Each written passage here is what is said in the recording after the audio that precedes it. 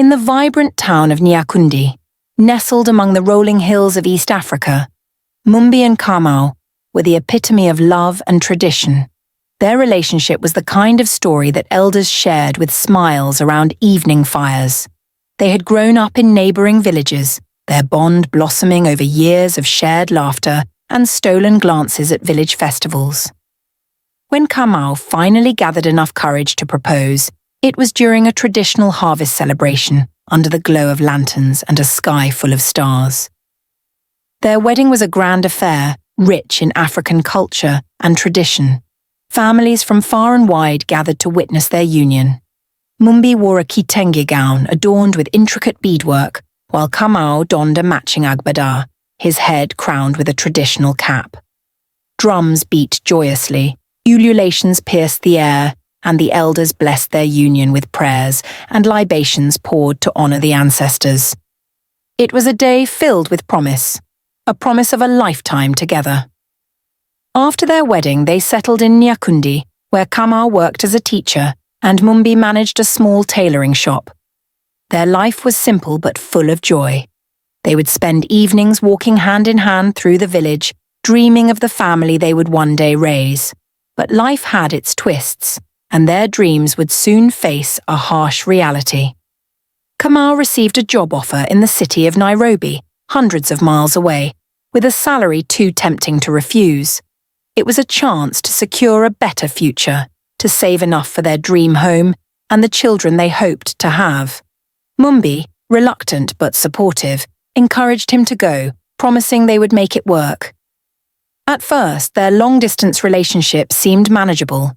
Kamau called every evening without fail, sharing stories of his new life in the city. Mumbi wrote him letters, slipping in dried flowers from their garden and sketches of designs she was working on. Weekends were precious as Kamau would return to Nyakundi, and they would savor every moment together. But as months turned into years, the cracks began to show. Kamau's visits became less frequent. The demands of his job kept him tied to Nairobi. Mumbi too grew busier with her shop, which had started attracting clients from neighboring towns. Their phone calls, once filled with laughter and warmth, turned into brief exchanges about finances and practical matters. Mumbi started to feel the loneliness creeping in. She missed Kamau's presence, his laughter, and the way he would hold her hand as they talked about their future. Meanwhile, in Nairobi, Kamau was grappling with his own struggles. The city was isolating, and though he loved Mumbi deeply, the distance made him question their connection. He found himself confiding in a colleague, Wanja, who understood the pressures of his new life. Rumours began to trickle back to Nyakundi, whispers of Kamau spending time with another woman. Mumbi dismissed them at first, holding on to the belief that Kamau was faithful. But the emotional distance between them became undeniable. When Kamau missed their 3rd anniversary, sending only a hurried text apology, Mumbi's heart broke. One fateful weekend, Kamau returned to Nyakundi, and they had the conversation they had both been avoiding. Sitting under the mango tree where they had first confessed their love, they admitted the painful truth. The distance had changed them.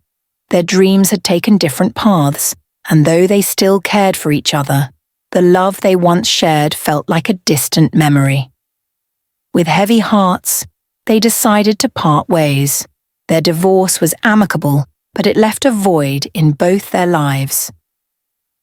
Mumbi remained in Nyakundi, growing her tailoring business into a thriving enterprise. Kamau stayed in Nairobi, eventually marrying Wanja. Though they built separate lives, they always carried a bittersweet memory of what could have been. Their story became a cautionary tale in Nyakundi, a reminder of how love, no matter how strong, could be tested by distance and the complexities of life. Yet, it was also a testament to the resilience of the human spirit, the ability to let go when holding on causes more pain than joy.